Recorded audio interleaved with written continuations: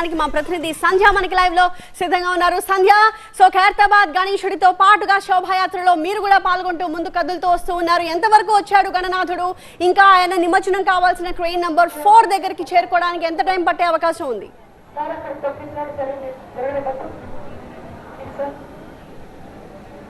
Right Deepti, నేను ప్రస్తుతం crane number 4 దగ్గరే ఉన్నాను. ఇప్పుడు ఎక్కడైతే నేను నిలబడ్డాను ఇక్కడికే గణేష్ వాహనం వచ్చి ఆగబోతుంది. ఒకసారి మీరు విజువల్స్ లో చూడొచ్చు. క్రేన్ నెంబర్ 4 కి కొన్ని అడుగుల దూరంలోనే మనకు ఖైరతాబాద్ గణపతి విగ్రహం మనకు కనిపిస్తోంది. మెల్లిగా మూవ్మెంట్ అవుతూ ముందుకు వస్తోంది. ట్యాంక్ బండ్ ల్యూమిని పార్క్ పక్క నుంచి, సెక్రటేరియట్ పక్క నుంచి అలా మెల్లిగా అమరవీరుల స్థూపం, అమరవీరుల జ్యోతి ముందు నుంచి ఖైరతాబాద్ గణపతి క్రేన్ నెంబర్ 4 దగ్గరికి వస్తున్న దృశ్యాలు మనం చూడొచ్చు. మరొక 5-10 నిమిషాల్లో క్రేన్ నెంబర్ 4 దగ్గరికి ఎగ్జాక్ట్ గా చేరుకుంటారు. ఇక్కడ గణేష్ నిమజ్జనం కోసం అన్ని ఏర్పాట్లు కూడా పూర్తయ్యాయని చెప్పొచ్చు. గణేష్ వాహనంకి ముందున్న కన్యాకా పరమేశ్వరి వాహనం, తస్కర్ వాహనం మనకు కనిపిస్తుంది కదా, దానికన్నా ముందు ఇక్కడ నేను నిలబడ్డ చోట ఖైరతాబాద్ గణపతి విగ్రహం నిమజ్జనం జరుగుతుంది. భారీ క్రేన్ ఒకసారి మీరు చూడొచ్చు. ఇది చాలా ప్రత్యేకమైన క్రేన్. 300 టన్నుల బరువును కూడా సునాయాసంగా మోయగల సామర్థ్యం ఈ క్రేన్ సొంతం. మన గణపతి, మన ఖైరతాబాద్ గణపతి 40 నుంచి 50 టన్నుల బరువు ఉంటాడు. తెలుసు కదా, 69 అడుగులు పొడవు, 28 అడుగుల వెడల్పుతో ఖైరతాబాద్ గణపతి ఉన్నాడు. చాలా ఈజీగా ఈ క్రేన్ ఆ గణపతిని మోయగలుగుతుంది. ఎక్స్పర్ట్స్ ని ఇక్కడ క్రేన్ ఆపరేట్ చేయడానికి కూడా నియమించిన పరిస్థితి మనకు కనిపిస్తోంది.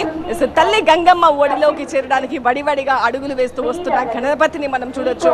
ఇక్కడ భక్తులు కూడా చాలా ఉద్విగ్నంగా ఎదురు చూస్తున్నారు. ఎప్పుడెప్పుడు ఖైరతాబాద్ గణపతి వస్తున్నాడా అని ఎదురు చూస్తూ ఉన్న వాళ్ళకి ఒక మరికొన్ని నిమిషాల్లోనే ఆ దృశ్యం సాక్షాత్కారం కాబోతోంది.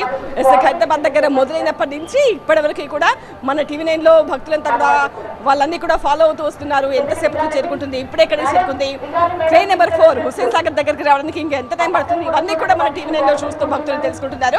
మరికొన్ని నిమిషాల్లోనే ఆ క్షణం రాబోతోంది. ఇక్కడికి రాగానే ఆ టస్కర్ వాహనం పైన ఉన్న వినాయకుడిని ఈ క్రేన్ సహాయంతో ఎత్తడానికి కావాల్సిన అక్కడ వెల్డింగ్ చేశారు కదా, అవన్నీ కూడా రిమూవ్ చేసి ఈ క్రేన్ కి ఆ వినాయక విగ్రహాన్ని అమరుస్తారు. మొత్తం ఆ టస్కర్ వాహనం క్రేన్ నెంబర్ 4 దగ్గరకు వచ్చిన తర్వాత ఆ క్రేన్ కి అమర్చడానికి మనకు సుమారుగా గంటన్నర సమయం పడుతుంది.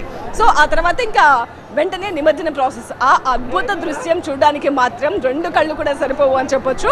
చాలా మంది భక్తులు ఒకసారి చూడొచ్చు. ఇక్కడ మనకు క్రేన్ నెంబర్ 4 దగ్గర మనకు ఖాళీగా కనిపిస్తోంది, ఎందుకంటే తోసుకుంటూ వస్తారు కాబట్టి ఇక్కడ మనకు భక్తులు కనిపించట్లేదు. కానీ అక్కడికి ఆపేశారు. ఆ వినాయక విగ్రహం వెనకాల వైపు, ఇటువైపు మొత్తం బ్యారికేడ్లు ఏర్పాటు చేసి అటుపక్క ఇటుపక్క జస్ట్ ఈ దృశ్యాన్ని దూరం నుంచైనా చూసినా చాలు, తమ జన్మ ధన్యమైపోతుంది అన్న ఉద్దేశంతో ఒక్కసారైనా ఖైరతాబాద్ మహాగణపతి, 69 అడుగుల మహాగణపతి, అంత పెద్ద గణపతిని ఎలా క్రేన్లోకి ఎక్కిస్తారు, ఆ తర్వాత నెమ్మదిగా తీసి హుస్సేన్ సాగర్ లో నిమజ్జనం చేసే ప్రక్రియ, అదంతా కూడా నిజంగా అది చెప్తే కన్నా చూస్తే చాలా బాగుంటుంది. ఎగ్జాక్ట్లీ సంధ్య, మీరు చెప్తున్నట్టుగా ప్రత్యక్షంగా చూడాలని, ఆ అనుభూతిని పొందాలని అనేక మంది భక్తులు అక్కడికి తరలి వస్తారు. ఎంత దూరం నడవాల్సి ఉన్నా పర్వాలేదు, దూరంలోనే మనల్ని ఆపేస్తారు, అక్కడి నుంచి నడుచుకుంటూ వెళ్లాల్సి ఉంటుంది అని తెలిసినప్పటికీ చాలా మంది ఉత్సాహం చూపించడం వెనక కారణం అదే. ఎందుకంటే ఖైరతాబాద్ గణేశుడు దర్శనం చేసుకోవడమే మహద్భాగ్యం అనుకుంటే,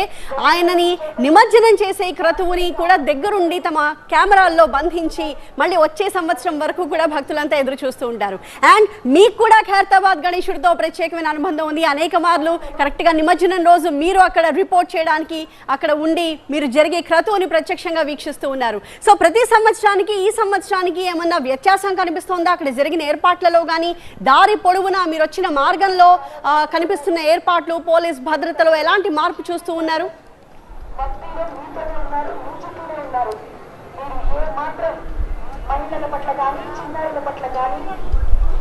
ప్రతి సంవత్సరం లాగే ఈ సంవత్సరం కూడా అంగరంగ వైభవంగా గణేష్ నిమజ్జన శోభయాత్ర జరిగింది. అందులో మాత్రం ఎలాంటి సందేహము కూడా లేదు.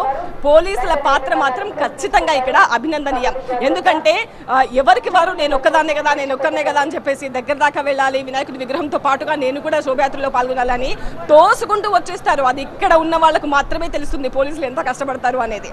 సో వాళ్ళందరినీ కూడా కంట్రోల్ చేయగలగాలి.